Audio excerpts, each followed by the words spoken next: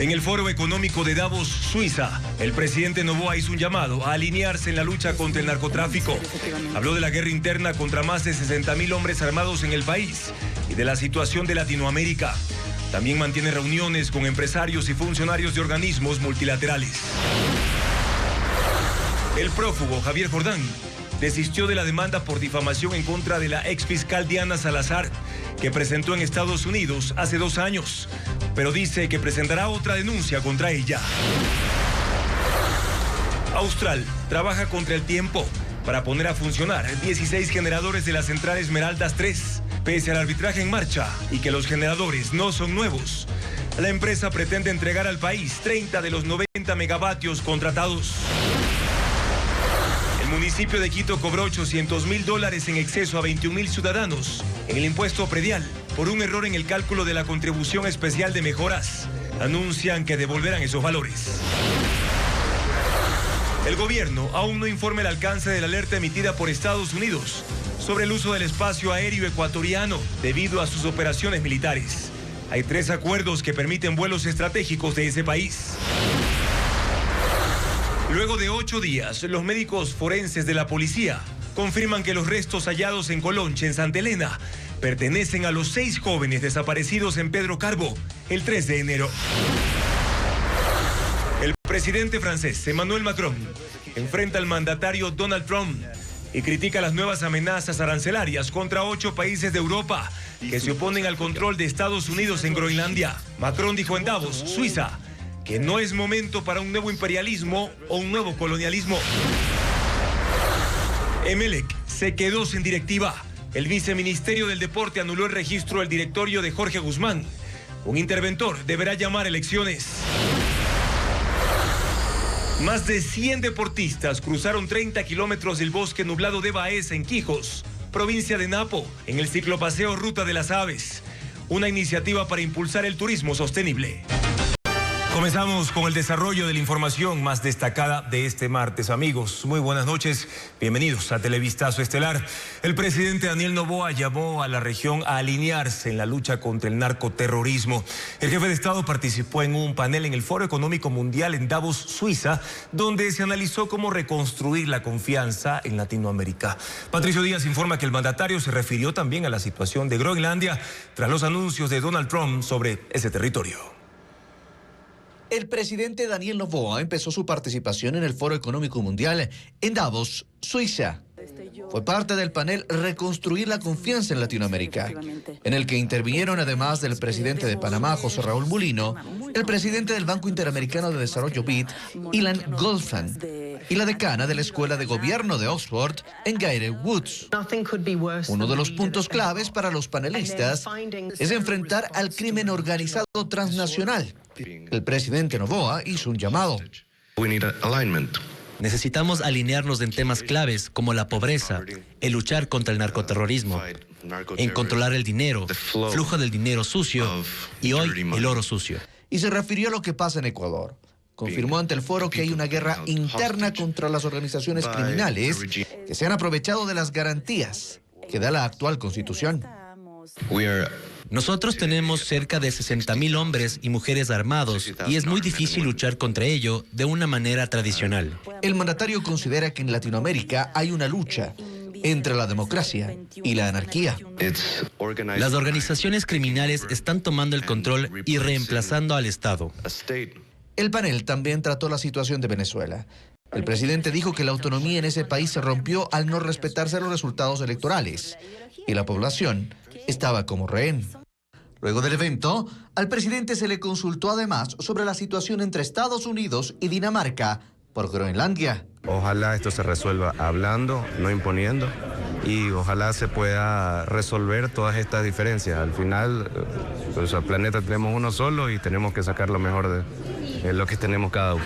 El jefe de Estado también participó en el foro sobre la transformación de la frontera de inversión en América Latina. Ahí presentó su objetivo de dar un entorno de confianza a la inversión privada.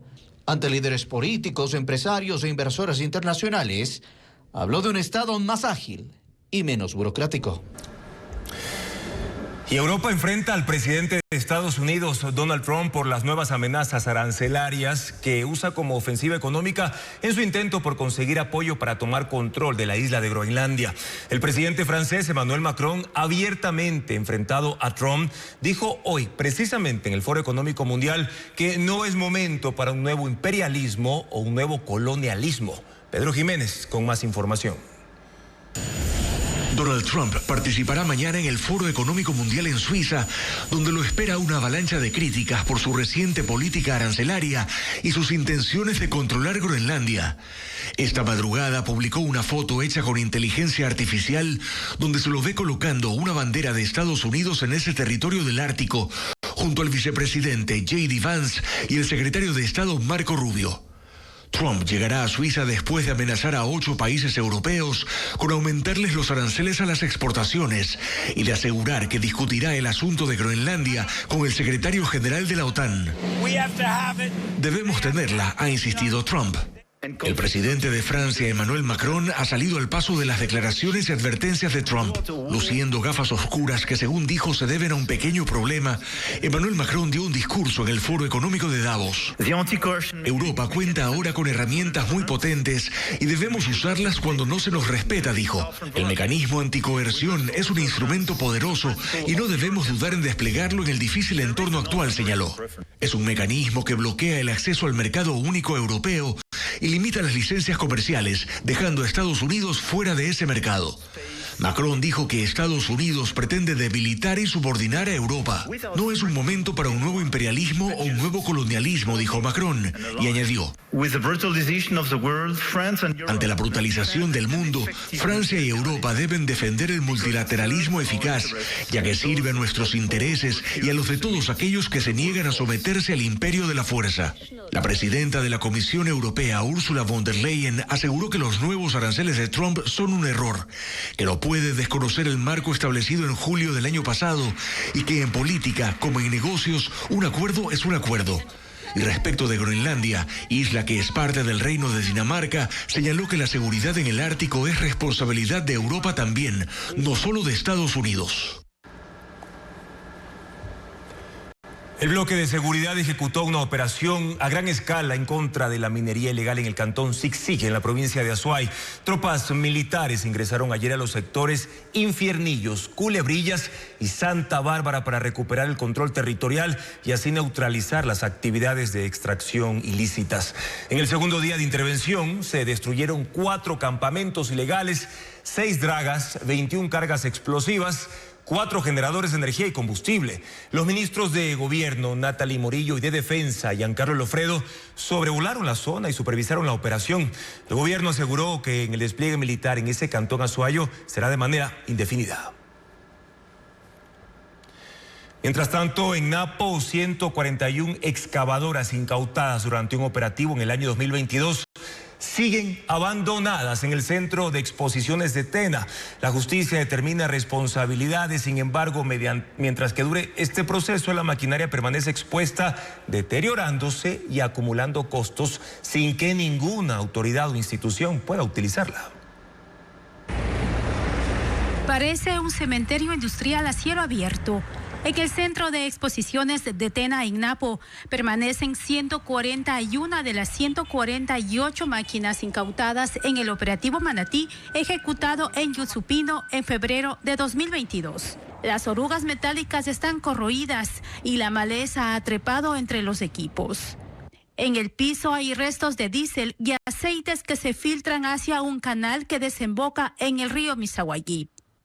Las excavadoras están bajo custodia policial y forman parte de una investigación por extracción ilegal de recursos naturales.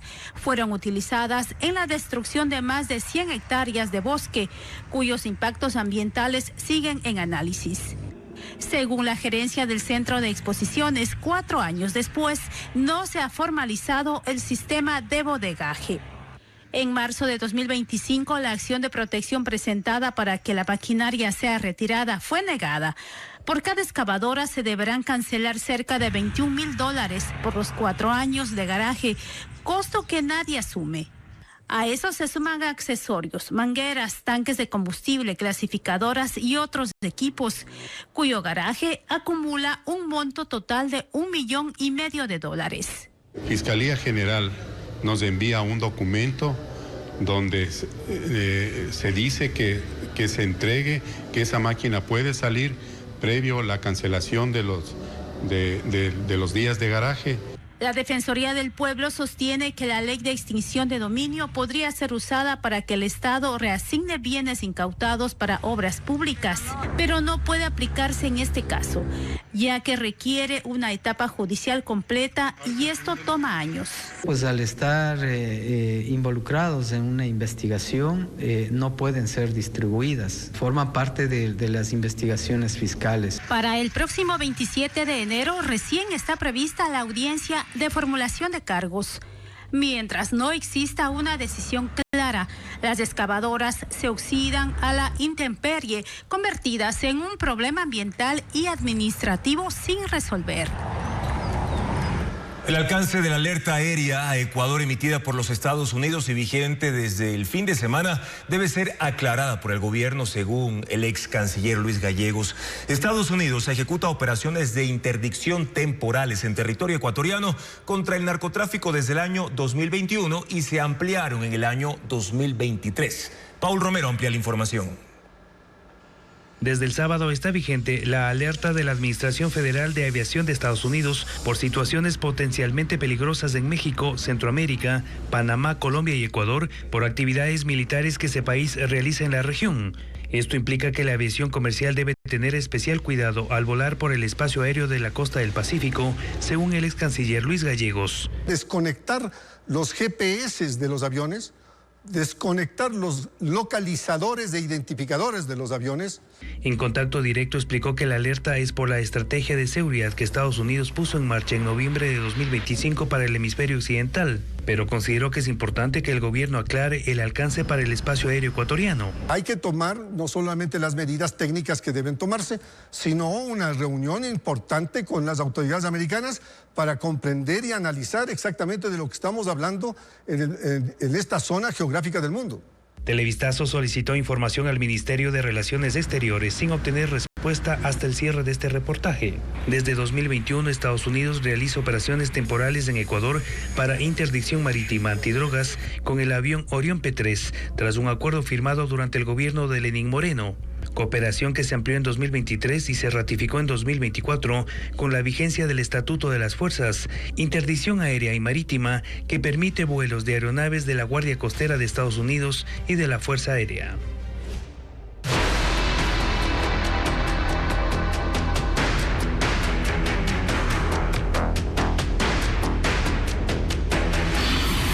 Justicia. Dos crisis simultáneas. En medio de la creciente desconfianza ciudadana hacia la función judicial, el Consejo de la Judicatura continúa operando bajo el liderazgo de Mario Godoy. Los procesos sensibles que deben llevar adelante este año podrían incluso verse afectados por su permanencia en el cargo.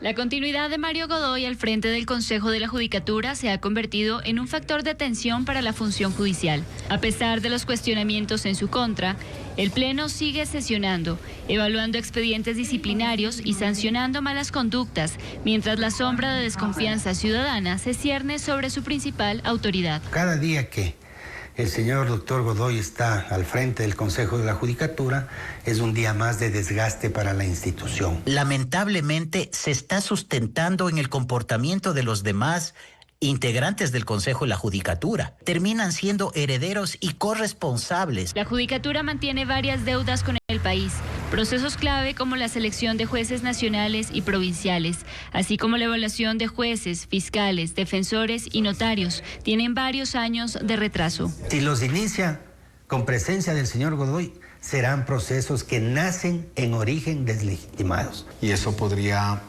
restar credibilidad o confianza por parte de la sociedad ecuatoriana a lo que se está realizando. A pesar de los pedidos públicos de renuncia, Mario Godoy se aferra al cargo. Actualmente enfrenta un juicio político en la Asamblea Nacional, que aunque está en su fase inicial, se ve como el mecanismo para la salida a la crisis de un organismo que hoy opera sin una legitimidad clara. A no ser que la otra, el doctor Mario Godoy, pueda tomar la decisión de dar un paso al costado, que es lo que nosotros pedimos. En el ámbito penal, Godoy enfrenta una indagación previa y en el constitucional tiene una acción de incumplimiento por no haber nombrado a jueces especializados en materia constitucional. Y en este contexto, la Corte Nacional de Justicia lleva años incompleta y se avisora a una crisis aún más grave. En el año 2027 se quedará solo con 4 de los 21 jueces que debería tener. Y la Judicatura con su presidente Mario Godoy en el limbo, no empieza todavía el concurso para poder elegir a los magistrados y completar la Corte Nacional. La Corte Nacional de Justicia está en crisis. De los 21 jueces titulares que debe tener, solo cuenta con 10. Y el año que viene se quedará con 4. La solución es que el Consejo de la Judicatura haga el concurso para elegir a los magistrados, pero ni siquiera empieza. Ese proceso seguirá dilatándose porque su presidente, Mario Godoy, podría ser destituido por la Asamblea, enfrenta una investigación penal en la Fiscalía y le llueven cuestionamientos y pedidos de renuncia. Todo indica que la situación de la Corte solo empeorará. De los 10 magistrados que hay al momento, en enero de 2027 se va el actual presidente encargado Marco Rodríguez y los jueces Daniela Camacho, Catherine Muñoz y Consuelo Heredia. Felipe Córdoba se va en febrero y José Swing en mayo. Es decir, que de los 21 jueces que deberían conformar el Pleno, el próximo año solo se quedarán 4. Enma Tapia, Milton Velázquez, Rosana Morales y Alejandro Arteaga. En esas condiciones, la Corte Nacional entrará en caos. También salen con jueces titulares, así que no contarán con los 12 mínimos para elegir presidente en enero próximo. Así, la más alta Corte de Justicia ordinaria del país podría quedarse en acefalía. Si Mario Godoy deja la presidencia del Consejo de la Judicatura, se avisora una nueva disputa por su reemplazo. Unos dicen que debe asumir la suplente Alexandra Villasís y otros creen que se debe elegir de una nueva terna. Trámites que solo demoran más del concurso para designar a los magistrados faltantes. Javier Jordán, prófugo de la justicia ecuatoriana, retiró la demanda que presentó en los Estados Unidos en contra de la exfiscal Diana Salazar. Según el procesado, lo hizo porque presentará otra. Veamos.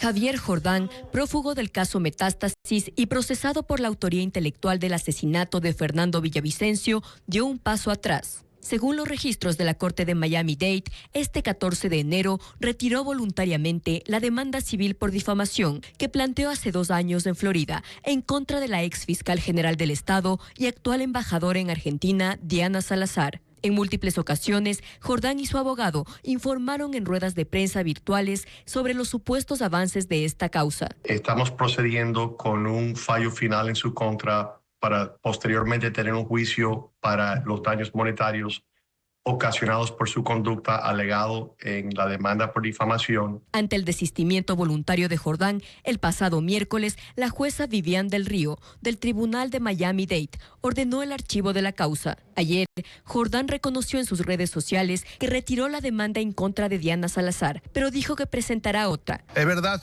se retiró la demanda de Diana Salazar, pero se la retiró para subir una nueva con nuevos elementos. Jordán tiene pendiente en Ecuador su juicio por delincuencia organizada en la trama del narcotraficante asesinado Leandro Norero y espera el dictamen de la Fiscalía por el crimen de Villavicencio. Tras conocer que Javier Jordán retiró de la demanda en su contra, Diana Salazar publicó un comunicado en el que dice que fueron años de amenazas y persecución de la delincuencia y de los prófugos de la justicia, que ahora los movimientos políticos ya reconocen como verdaderos los chats del caso Metástasis y que ya se puede ver que ella debía salir de Ecuador por su seguridad porque nunca la van a dejar en paz por haber destapado el caso más grande de corrupción en la historia del país.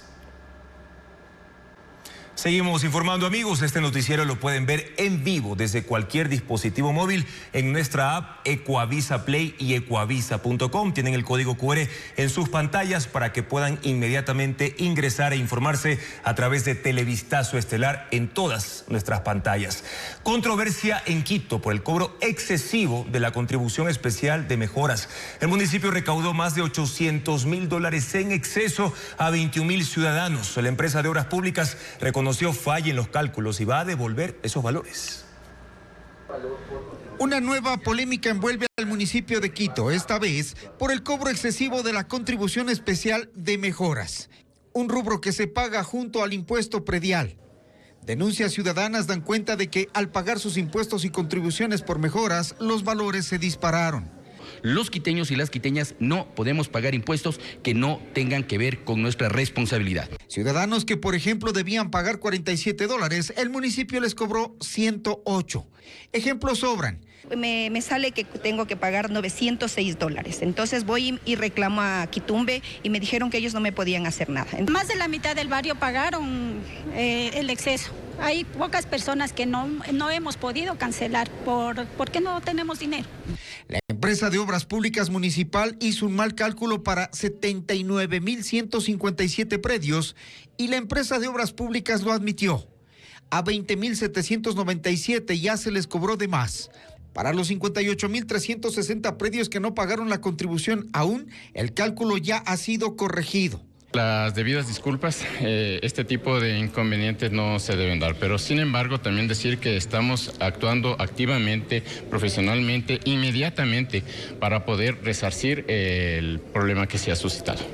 Los perjudicados, según el Departamento Tributario del municipio, ya han sido contactados por email o por llamada telefónica, haciéndoles saber que los cobros excesivos les serán devueltos, previa a una solicitud de devolución de valores que debe hacer el perjudicado. El alcalde Pavel Muñoz minimizó este problema. El problema se está corrigiendo de oficio. De las 80.000 potenciales predios afectados, 60.000 fueron ya corregidos y ni siquiera se percataron porque no habían hecho todavía su gestión de pago. Con el error del cálculo, el municipio esperaba cobrar $1.455.700 cuando en realidad por esa contribución especial correspondía recaudar $581.000. Y ahora les contamos que la prefecta de Guayas, Marcela Guiñaga, confirma que en los próximos días se empezará el proceso para una nueva licitación que permita continuar con el dragado del río Guayas. En una entrevista para Ecuavisa Digital, la Guiñaga se refirió también a sus proyecciones políticas. Con el binomio de la historia. La prefecta dice que fue solo una coincidencia, que no tuvo nada que ver con una eventual medición de fuerzas. El sábado anterior, mientras la Revolución Ciudadana llevaba a cabo su convención anual, ella también encabezaba un acto masivo con agricultores del Guayas. No, nosotros tenemos un calendario técnico, eso ya estaba determinado. Nosotros no estamos enfocados en un calendario electoral, sino en un calendario técnico. Asegura que tras su desafiliación de la Revolución Ciudadana no hay decisiones en firme aún sobre su futuro político.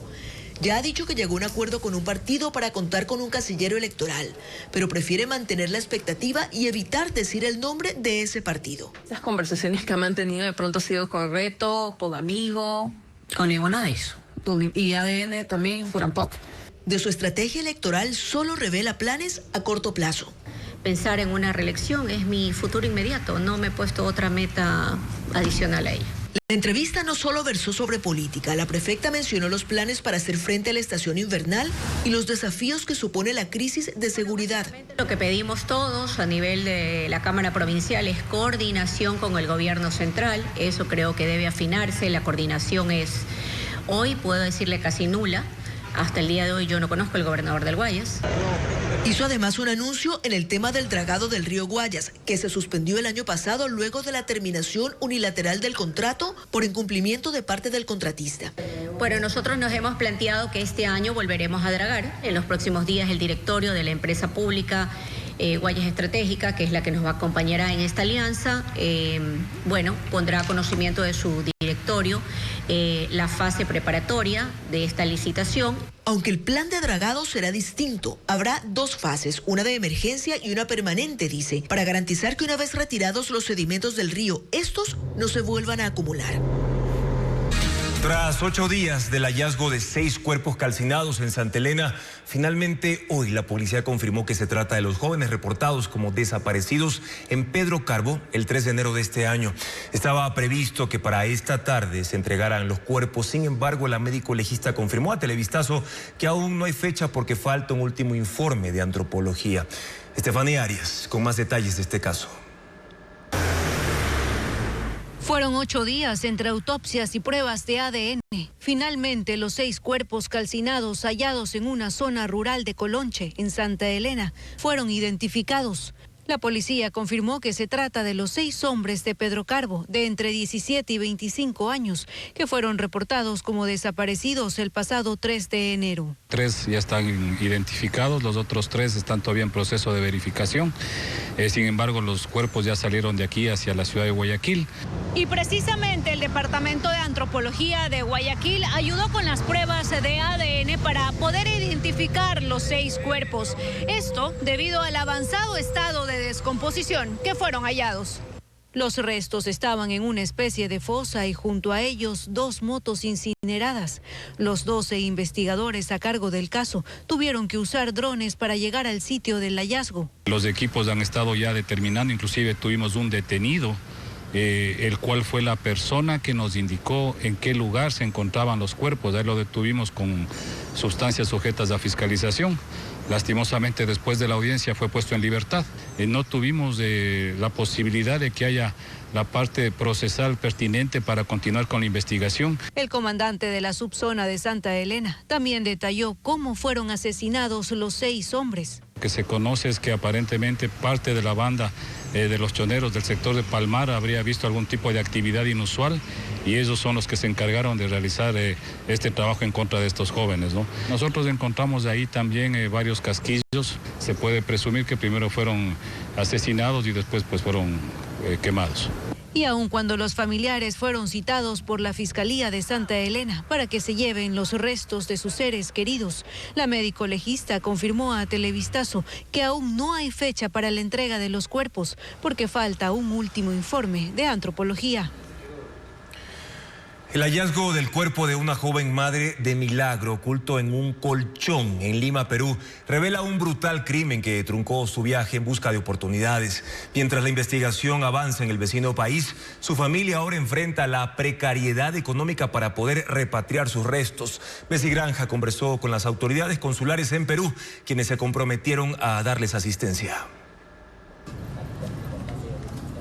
Dolor y consternación ha generado el asesinato de Jennifer Lisbeth Mendoza Segura, una joven ecuatoriana que vivía en Milagro, provincia del Guayas.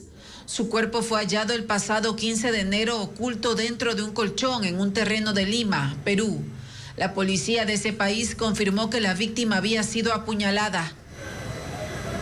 En el barrio del Seguro Social norte de Milagro, donde Jennifer creció, una tía nos recibió para contar su historia.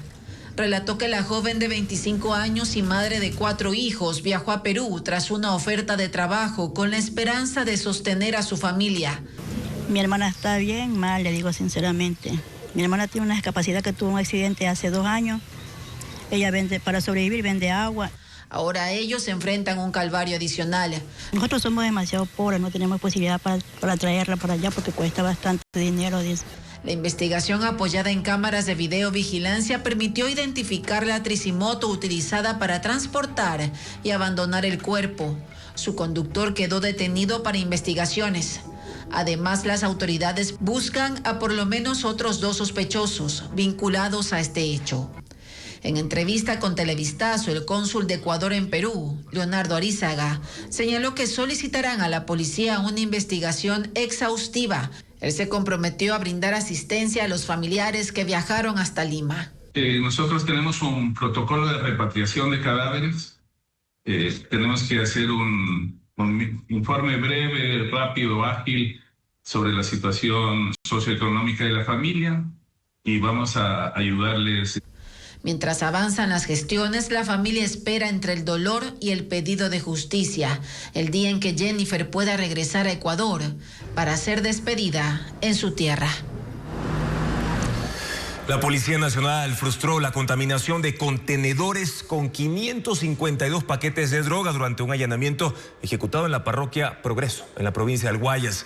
La información fue difundida por el ministro del Interior, John Reinberg, a través de un mensaje en su cuenta de la red social X. Según el reporte oficial, la sustancia se encuentra en pericias especiales debido a que presuntamente estaría mezclada con jabón o yeso. Las investigaciones continúan para determinar el destino final de esa droga.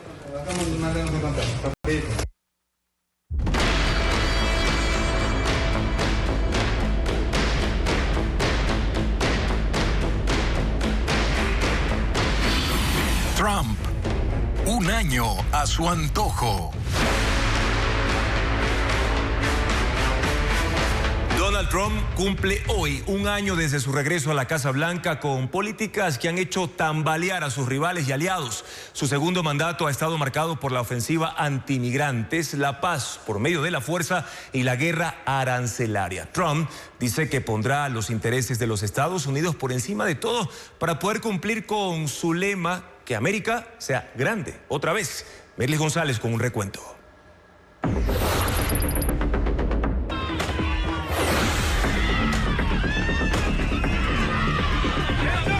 En la nueva era de Trump, los migrantes irregulares son considerados una amenaza para la seguridad de Estados Unidos. Cerró fronteras, eliminó programas de protección para extranjeros de ciertas nacionalidades, suspendió visados, restringió viajes y potenció las detenciones de indocumentados y las deportaciones masivas. Trump amplió los poderes del Departamento de Seguridad Nacional con una reforma fiscal, aumentando el presupuesto anual de $8.000 millones a $30.000 millones, y así se duplicó el número de agentes de ICE que trabajan con incentivos por la cantidad de capturas que realizan. Según el Departamento de Seguridad Nacional, hasta diciembre de 2025, 600.000 personas fueron deportadas y casi 2 millones de indocumentados se fueron voluntariamente.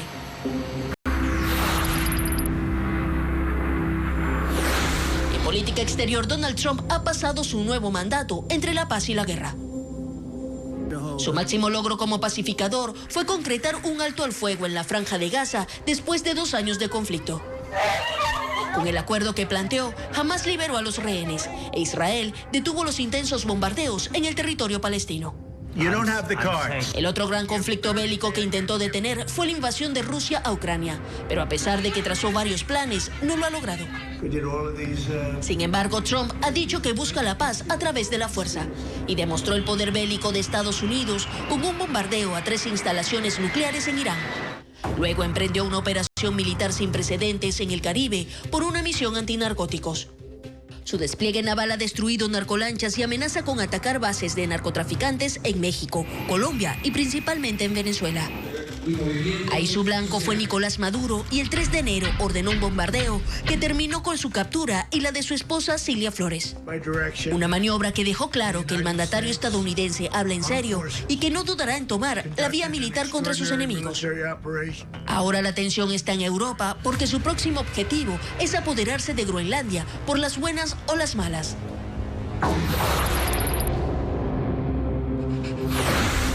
Para forzar al mundo a cumplir las demandas de Estados Unidos, Donald Trump ha usado un arma económica, los aranceles. Son impuestos a las exportaciones de terceros países para estimular la producción interna. Estableció una tasa de 10 y 15% extra a la mayoría de las naciones, incluyendo a sus socios europeos. Puso en apuros a sus vecinos de Canadá y México, acusándolos de no hacer suficiente para frenar el tráfico de fentanilo. E igual que a China, los amenazó con impuestos de 125%. Ahora Trump usa esos aranceles para amenazar a Dinamarca, Noruega, Suecia, Francia, Alemania, Reino Unido, Países Bajos y Finlandia por oponerse a su plan de apoderarse de Groenlandia.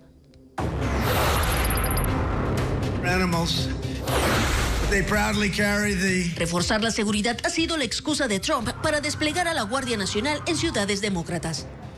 La primera fue Los Ángeles, donde 4.000 soldados y 700 infantes de Marina salieron a las calles para contener la ola de manifestaciones contra las detenciones de indocumentados.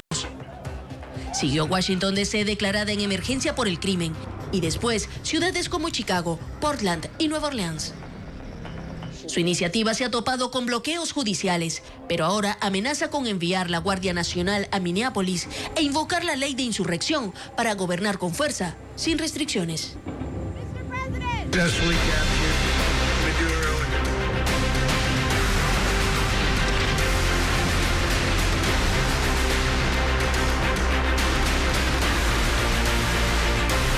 Mundo llega gracias a Kia, movement that inspires. La vida está volviendo lentamente a la normalidad en la región de Kamchatka, en el extremo oriental de Rusia, después de soportar las peores nevadas en los últimos 30 años. Los habitantes soportaron enormes acumulaciones de nieve causadas por ciclones invernales. Veamos. La vida vuelve lentamente a la normalidad en Kamchatka, la región del extremo oriental de Rusia. Tras un verdadero caos de nieve, tormentas intensas golpearon la península desde diciembre, pero el episodio más severo ocurrió desde el 13 de enero, cuando un potente ciclón azotó la región. Y en solo 24 horas cayó casi la mitad de nieve que en un mes, alcanzando niveles de hasta 4 metros, sepultando vehículos, bloqueando calles y las entradas de edificios. Los residentes tuvieron que abrir túneles para poder salir de sus casas. El tráfico urbano y el transporte público se detuvieron y los productos básicos comenzaron a escasear. 2 hombres murieron al ser golpeados por grandes masas de nieve que cayeron desde los techos. Equipos de rescate y servicios municipales, con apoyo de la Guardia Nacional Rusa, trabajan hoy en el despeje de calles y carreteras.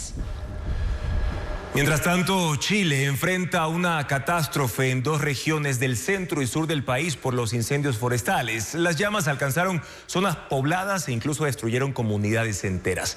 Hasta el momento se reportan 20 víctimas mortales, pero con la magnitud de la tragedia y reportes de decenas de desaparecidos, las autoridades ahora temen que la cifra pueda aumentar en las próximas horas.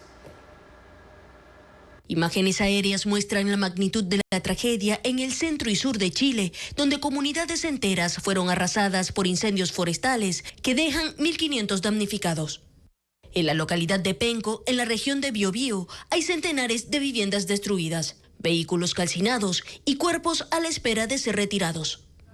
Las autoridades hablan de 20 fallecidos, pero con reportes de decenas de desaparecidos, se teme que aumente en las próximas horas. Quienes sobrevivieron recorren los restos de lo que hasta el domingo fueron sus hogares. Dicen que las llamas los sorprendieron y que muchos solo huyeron con lo que tenían puesto. Empezó el fuego en este momento de aquí, saltó para este lado, se quemó esa camioneta. Estábamos encerrados aquí en este momento con el fuego anoche. Lo pasamos mal, todo mal. Pero la emergencia aún no termina. 15 focos se mantienen activos y los bomberos los combaten con ayuda del ejército. Hasta ahora hay más de 30.000 hectáreas calcinadas. La policía sospecha que los incendios fueron provocados y este martes capturaron a uno de los posibles involucrados. Un potente ciclón en el Mediterráneo pone en máxima alerta al sur de Italia. El fenómeno golpea con fuerza a Sicilia, Cerdeña y Calabria, donde las marejadas ciclónicas han destruido vías costeras y embarcaciones. La tormenta se intensifica y, según los servicios meteorológicos, podría convertirse en las más severas de las últimas 2 décadas. El gobierno italiano suspendió las clases, ordenó la evacuación de las zonas costeras y desplegó centenares de rescatistas para poder atender la emergencia. Y en otros temas internacionales les contamos ahora que las auroras boreales llenaron de color el cielo nocturno, en donde países por lo general no son visibles. El espectáculo celeste pudo apreciarse en lugares como por ejemplo España, Alemania, Francia, también Países Bajos, China e incluso Estados Unidos. El fenómeno fue provocado por una tormenta geomagnética. Merly González con las imágenes. La noche despejada y sin luna fue el lienzo perfecto para las auroras boreales, que se hicieron visibles lejos de los polos del planeta. En España, Francia, Países Bajos, Reino Unido, incluso en zonas de Estados Unidos y China, se observaron los trazos luminosos por una potente explosión solar que ocurrió a millones de kilómetros de la Tierra. Las partículas del astro viajaron a una velocidad de 1.600 kilómetros por segundo y chocaron con la atmósfera terrestre, provocando lo que los científicos llaman una tormenta geomagnética, que en esta ocasión fue mucho más fuerte de lo habitual. El fenómeno puede provocar fallas en los radares, afectar satélites y el sistema de posicionamiento de los aviones, pero también crea un espectáculo celeste impresionante.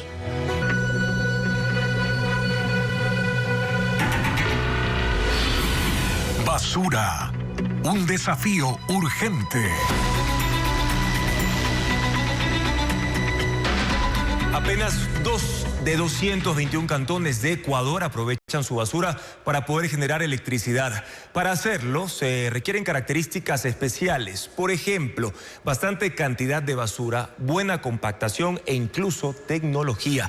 Diego Puente explica cómo es el proceso en el siguiente reportaje. Quito y Cuenca encontraron un camino para aprovechar la basura que entierran cada día en sus rellenos sanitarios. Ambas ciudades producen electricidad con el gas que emanan los desechos orgánicos al descomponerse. La empresa española Gas Green inició sus operaciones en el relleno sanitario El Inga en Quito hace 10 años. Con 7 motores produce 9 megavatios, lo que equivale a dotar de energía a unas 40.000 familias. Aquí lo más importante es el metano, altamente combustible y contaminante. El biogás está conformado entre el 45 y el 55% por metano, un gas de efecto invernadero 28 veces más contaminante que el CO2. El proceso inicia cuando la basura es cubierta con tierra. Luego de 15 días comienzan las emisiones de gas que pasan a las chimeneas. Tuberías horizontales y verticales llevan el biogás a la planta de generación. Después del biogás es enfriado, luego pasa un tema de condensación y posteriormente lo que es pasan a un convertores de energía que son enviados a la red nacional. Por cada tonelada de contaminante que Quito deja de emitir al ambiente, gana un bono de carbono, que lo puede comercializar con empresas o países que buscan bajar sus emisiones. En Cuenca, la planta de aprovechamiento de biogás para la generación eléctrica está en la comuna de Pichacay, en la parroquia Santa Ana, junto al relleno sanitario. Ahí recibe un promedio de 500 toneladas diarias de basura. Permite beneficiar alrededor de 3.500 familias mensualmente. 15 años de generación y un precio preferente de 11.08 centavos por kilovatio hora. La generación eléctrica en los rellenos sanitarios de estas dos ciudades continuará incluso luego de su cierre, porque la basura deja de generar metano después de una década. Mañana en Televistazo de las 19 horas vamos a describir el comportamiento ambiental de los ecuatorianos en sus casas, que determina qué tanto saben reciclar los diferentes tipos de residuos o basura que generan cada día. Y en otros temas informamos que el gobierno evalúa la declaratoria de emergencia para acelerar la adjudicación de contratos en los ministerios de Defensa y del Interior. Desde el año 2024, todos los procesos contractuales en las Fuerzas Armadas son considerados reservados por un periodo de 10 años. La ampliación de esta noticia con Paul Romero. El presidente Daniel Noboa dispuso mediante decreto ejecutivo 288 a los ministerios del Interior y de Defensa Nacional que tomen medidas inmediatas para analizar, de ser procedente, la declaratoria de emergencia para la adquisición de bienes y servicios para la seguridad, protección interna y mantenimiento del orden. La disposición está vigente desde el 16 de enero. Este martes, el ministro del Interior, John Reinberg, señaló que la declaratoria de emergencia para la adjudicación de contratos pretende fortalecer la capacidad operativa de la policía y acelerar los procesos de adquisición. Dijo que los contratos serán auditados y que está en marcha la compra de 500 vehículos. Mientras tanto, en las Fuerzas Armadas, toda la información de la adjudicación de contratos se blindó bajo la figura de Seguridad Nacional y Reserva desde hace un año 10 meses. El 27 de marzo de 2024, mediante resolución número 28, el ministro de Defensa Giancarlo Lofredo calificó como información reservada a toda la documentación que elabora el Ministerio de Defensa, Comando Conjunto de las Fuerzas Armadas, Comandos Generales de Fuerza, que se realizan bajo régimen especial. Con esa figura, los requerimientos contractuales no se publican en el portal de compras públicas. Según la resolución, la calificación de reservada es por 10 años. En diciembre de 2025, el presidente entregó al ejército 54 camionetas, 6 drones, 25,000 uniformes y 350 paracaídas. La inversión fue de $9 millones, pero no se especificó detalles. El 6 de enero, la presidenta encargada María José Pinto incorporó a la policía 264 motocicletas, 2.404 radios de comunicación, 264 cascos de protección y un sistema integrado de identificación balística a la policía. Seguimos con más información. Aquí en Televistazo Estelar, la participación del presidente de la República en la reunión del Foro Económico Mundial permite también generar contactos y cercanía con sectores privados y organismos multilaterales. Patricio Díaz informa que la canciller y la ministra de Economía destacaron los encuentros del Ejecutivo en Davos, Suiza. El presidente Noboa participa del Foro Económico Mundial con varios de sus secretarios de Estado. La canciller y las ministras de Finanzas y Energía estuvieron en las reuniones que mantuvo con empresarios privados y organismos multilaterales. Una de las primeras citas fue con el presidente del Banco Interamericano de Desarrollo, Ilan Goldfan. El banco resaltó el anuncio de Ecuador de una emisión de bonos en el mercado internacional después de casi 7 años. Estamos muy felices de la vuelta de Ecuador a los mercados. Es un señal importante. También el mandatario se reunió con la directora del Fondo Monetario Internacional, Kristalina Georgieva, donde repasaron los índices macroeconómicos del país y el apoyo del organismo. Ven con buenos ojos el futuro, la proyección de crecimiento y la necesidad de inversión también. El evento en Davos permitió también acercamientos con empresarios privados. El presidente mantuvo una reunión con el vicepresidente ejecutivo de Cargill, empresa multinacional dedicada a la agroindustria, donde según se informó se trataron posibles inversiones estratégicas en desarrollo rural y tecnología agrícola. La canciller y la ministra de Energía, Inés Manzano, tuvieron reuniones para inversión en el sector minero y energético. Y lo que hemos visto es temas de hidrocarburos, gas, para poder mejorar nuestra provisión de gas y hacer la transición energética adecuada. Y lo otro que estamos viendo también son los procesos de minería responsable. Este miércoles, el mandatario tiene reuniones con otros empresarios privados y mandatarios. En las próximas 72 horas, Austral pretende encender los 16 generadores para suministrar al país solo 30 de los 90 megavatios contratados. Los equipos obsoletos son reacondicionados ahora y se abastecen de combustible para nuevas pruebas, a un costo extra que agrava las pérdidas de recursos en el estado ecuatoriano. Las señales de alerta se reactivan por este caso. Lejos de reclamar garantías y exigir el cumplimiento del contrato original, la ministra de Energía, Inés Manzano, está a la espera de que la empresa uruguaya Austral encienda los 16 generadores de la isla 3 del proyecto Esmeraldas, para recibir apenas 30 de los 90 megavatios para los que fue contratada. La decisión se va incluso en contra de las recomendaciones y observaciones técnicas de SELEC, del administrador del contrato y del supervisor de mantenimiento mecánico, que han ratificado que Austral no otorga condiciones seguras para una generación continua, que está por verse. En estas últimas horas, Austral trabaja para el encendido de los generadores, aunque antes había dicho que estaban parcialmente disponibles, que presentaban inestabilidad dinámica, disparos intempestivos y fallas de control. Como se sabe, estos equipos ya tienen horas de uso y se pretende arreglarlos para que hagan lo que no hicieron en un año. Las reacciones al acuerdo de mediación son preocupantes. Recibamos nomás como sea al menos estos 30 megavatios.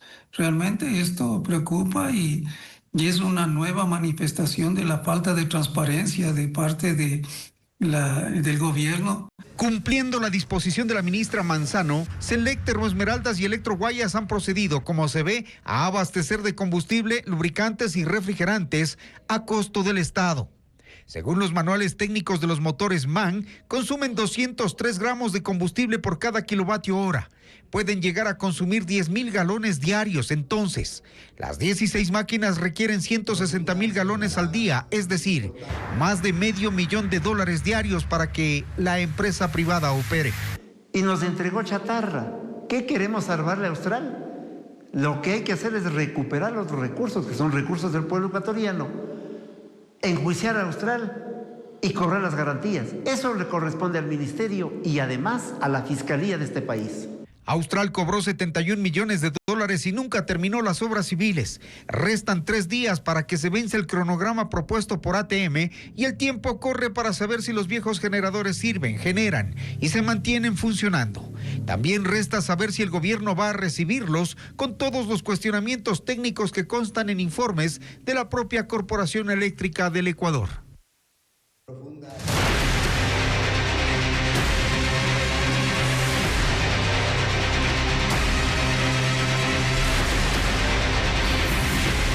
Mafias, tentáculos peligrosos. Las autoridades siguen la ruta del dinero. El empresario Brian Soria manejaba una figura legal llamada SAS, que significa Sociedades por Acciones Simplificadas, pero no es un caso aislado. Las autoridades recalcan que el problema no está en ese mecanismo y que el foco está en el control. Veamos.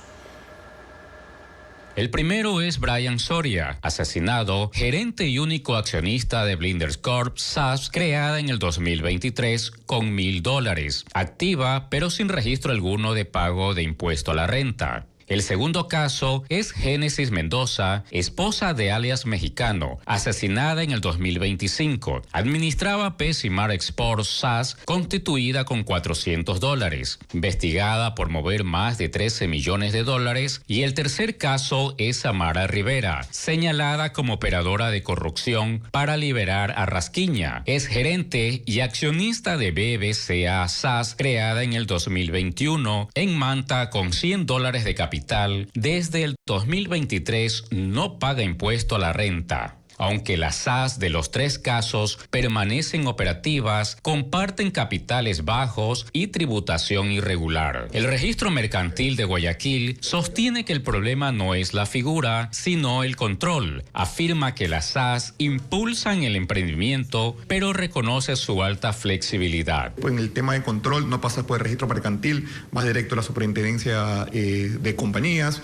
Tu objeto social puede ser, digamos, muy amplio. Puedes tener una SAS de $1 de capital que se dedique a ejercer el comercio y es completamente válido, ¿no? En Ecuador existen casi 78.500 SAS desde el 2020. La Superintendencia de Compañías asegura que sí hay control y que los posibles casos de lavado también se reportan a la UAFE. En ciertos casos hemos intervenido las compañías, en ciertos casos hemos disuelto las compañías, en otros a veces no encontramos realmente la actividad ilícita, porque obviamente tenemos que seguir un debido proceso. Recalca que las investigaciones no solo pueden ser de oficio, las alertas también pueden llegar de otras instituciones públicas como el SRI y Superintendencia de Bancos. De repente una compañía tiene como actividad la compra y venta de electrodomésticos, pero no se dedica a eso, sino que se dedica al narcotráfico. Entonces tenemos que ir a revisar ese tipo de situaciones. Hasta ahora, Policía y Fiscalía no han informado cuántas empresas están bajo análisis ni cuántas guardan relación con los sicariatos de alias El Marino y del empresario Brian Soria.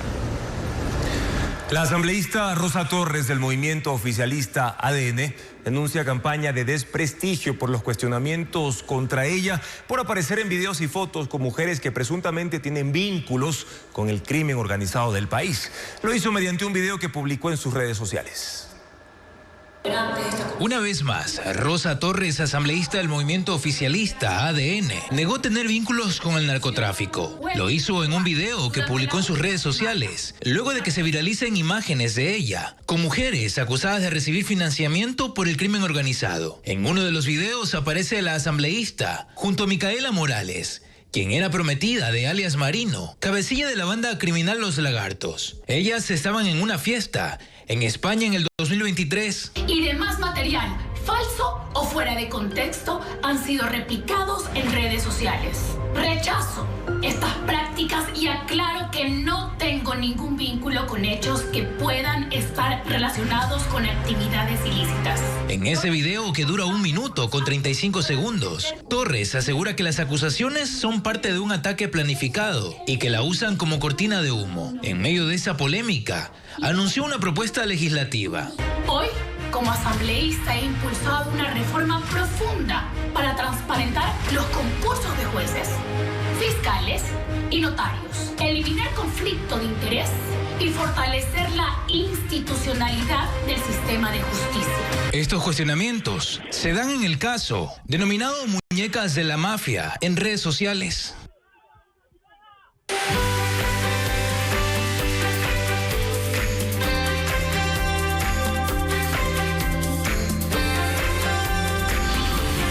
Flores, embajadoras de calidad.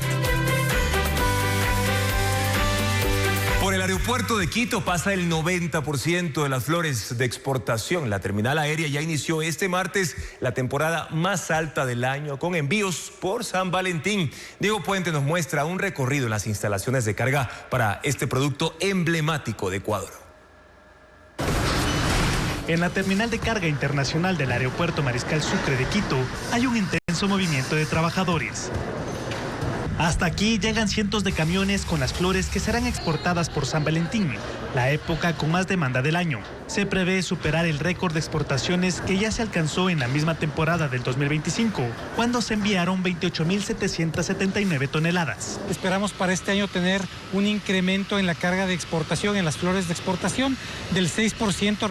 Está previsto que 550 aviones de carga despeguen de esta pista en los 22 días que duran los envíos de San Valentín. Los principales destinos de las flores ecuatorianas son Estados Unidos y Europa. Van al hub de distribución de carga de Miami, también a la costa oeste de Estados Unidos, desde donde se distribuye hacia mercados asiáticos. Asimismo van también hacia el hub de distribución de carga de Ámsterdam, desde donde las flores también se envían a toda Europa, Rusia y Oriente Medio. El proceso para la exportación en el aeropuerto inicia con la recepción de las flores que llegan en camiones refrigerados. Pasan a manos de las paletizadoras, empresas que se encargan de embalarlas de acuerdo con las características del avión de carga. Aquí se toma en cuenta la forma de las bodegas y el peso que pueden soportar. Aumentamos cerca de un 30% la dotación para poder cubrir la sobredemanda. Para evitar que la carga sea contaminada, se hace una selección estricta del personal. Se usan máquinas de rayos X e incluso la policía hace un registro con perros entrenados. La temporada de exportación de flores por San Valentín llega a su cúspide el 10 de febrero. Otra época alta es el Día de la Madre en Rusia, en marzo, y el Día Internacional de la Madre en mayo. El 90% de la carga de las flores que se exportan de Ecuador al mundo pasa por esta terminal aérea.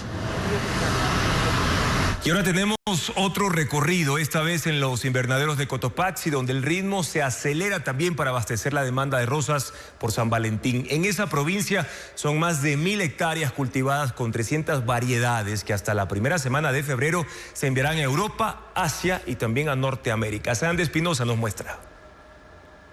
Las florícolas ecuatorianas trabajan a máxima capacidad para responder a la demanda global. Más de 1.000 hectáreas en Cotopaxi están dedicadas al cultivo de 300 variedades. Las florícolas en sus áreas de cosecha y post cosecha ya se tiñen de color. 250 productores de la Asociación Floricultora La Unión trabajan en jornadas extendidas de hasta 12 horas y han reforzado su plantilla en un 30% para el corte y empaquetado de rosas. Tengo sembrado 38 a 40.000 plantas, dependiendo cómo vayamos podando y cómo vayamos igualmente manteniendo. Por ejemplo, una plantita puede estar produciendo hasta 4, 5 tallos. Las rosas rojas dominan el 60% de las ventas, lideradas por las variedades Freedom y Explorer. El resto se distribuye entre tonos rosados, naranjas, bicolores y otras variedades como el clavel. Estimamos que para este año tengamos un alza de aproximadamente un 10% en lo que es la exportación de clavel, rosa, gerbera y mini clavel. Las exportaciones por San Valentín se mantendrán hasta la primera semana de febrero, con la expectativa de superar los 5 millones de tallos enviados a Europa, Asia y Norteamérica. Seguimos con más información. La expansión del mercado de vehículos eléctricos en Ecuador enfrenta un desafío clave: fortalecer la infraestructura para sostenerlo.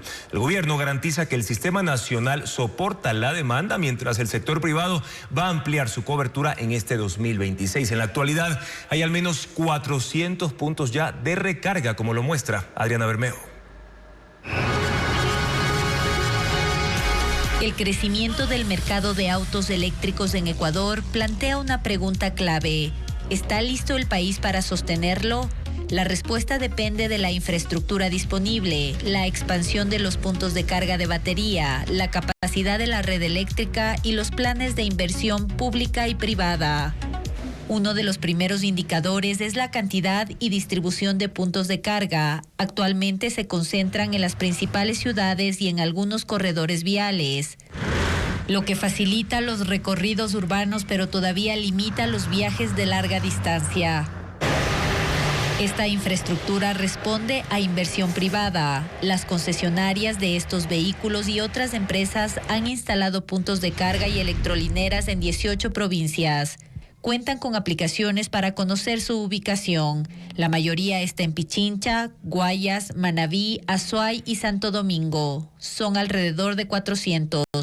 El desafío todavía está para las carreteras, en las que ya tenemos en este momento varios puntos de carga a nivel nacional, pero todavía es insuficiente frente a las necesidades que tenemos. El Ministerio de Ambiente y Energía dijo a Televistazo que en general Ecuador sí tiene capacidad de generación eléctrica suficiente para atender la demanda adicional de estos vehículos y que el crecimiento es viable. Esta cartera de Estado señala que actualmente el corredor eléctrico tiene 396 kilómetros, pero que en este 2026 subirá a 3.072 kilómetros. Es un desafío para el gobierno garantizar el suministro de energía. Entonces, si nosotros incorporamos una mayor cantidad de vehículos eléctricos, tiene que haber la suficiente capacidad de generación eléctrica en el país para garantizar este suministro a todo el país. Desde el sector privado hay 2 propuestas de generación eléctrica y puntos de carga. Kia pondrá en marcha este año una granja solar con paneles que tiene la capacidad de producir 3 megavatios. Que nuestros clientes no consuman del sistema, sino que sea autogenerada. Otra de la Cámara de la Industria Automotriz Ecuatoriana que busca facilitar la instalación de electrolineras en la carretera. ¿Qué hemos pedido? Hemos pedido al Arconel, al CELEC, al Ministerio de Electricidad, que busquemos una reforma en el pliego tarifario de tal forma que podamos escalonar el pago de esa potencia instalada, ese pago mínimo, en donde si se usa muy poca energía, se cobre un proporcional a la energía utilizada. Sobre esto, el Ministerio del Ambiente está trabajando en la implementación de un incentivo tarifario para los prestadores del servicio de carga de vehículos eléctricos, pero no ha precisado el cronograma de implementación. Y vamos a hablar ahora sobre una singular competencia que se vivió en el cantón Quijos, en la provincia de Napo. Decenas de ciclistas participaron del ciclopaseo La Ruta de las Aves, que recorrió 30 kilómetros para impulsar el turismo sostenible en la Amazonía ecuatoriana. Elizabeth Quesada preparó un informe con más detalles sobre esta iniciativa. El bosque nublado de Baeza, en el cantón Quijos, en Napo, estrenó una propuesta turística, el ciclopaseo Ruta de las Aves. Una experiencia que en su primera edición reunió a 100 ciclistas de Napo, Sucumbíos, Tungurahua y Pichincha. Niños y adultos avanzaron pedaleando por un trayecto exigente y diverso. Algunos se enfrentaron con esfuerzo a las subidas. Vamos, Giovanni. Mientras otros disfrutaron con calma los tramos más planos. La jornada inició en el sector Las Caucheras, en la parroquia Cozanga, y se extendió por 30 kilómetros hasta la ciudad de Baeza, atravesando una zona de transición entre los Andes y la Amazonía, donde habita el gallo de la peña, una de sus especies emblemáticas. La ruta incluyó tramos por la troncal amazónica, desde donde se apreciaron las montañas. Y a lo largo del camino se realizaron paradas estratégicas para el descanso, la hidratación y la fotografía. En el sector Arrayán, al pie de una cascada de 20 metros de alto, con 6 caídas, se hizo una ceremonia guiada por un chamán. La ruta incluyó una parada en el centro turístico El Nido del Cóndor, donde recorrieron una galería con cerca de 30 esculturas que representan osos andinos, tangaras, cóndores, venados y ardillas. Fue muy bonito, vimos aves, habían también mariposas, como todo esto es selva prácticamente. Esta actividad es impulsada por el municipio junto con operadores turísticos locales, como parte de una estrategia para fortalecer el turismo sostenible en la zona. Llegamos al final de esta emisión informativa, amigos, y mañana en contacto directo estarán Walter Spurrier, presidente de la publicación Análisis Semanal, para desmenuzar el discurso del presidente Daniel Noboa sobre reconstruir la confianza en América Latina. ¿Ecuador está en condiciones de atraer inversiones ya?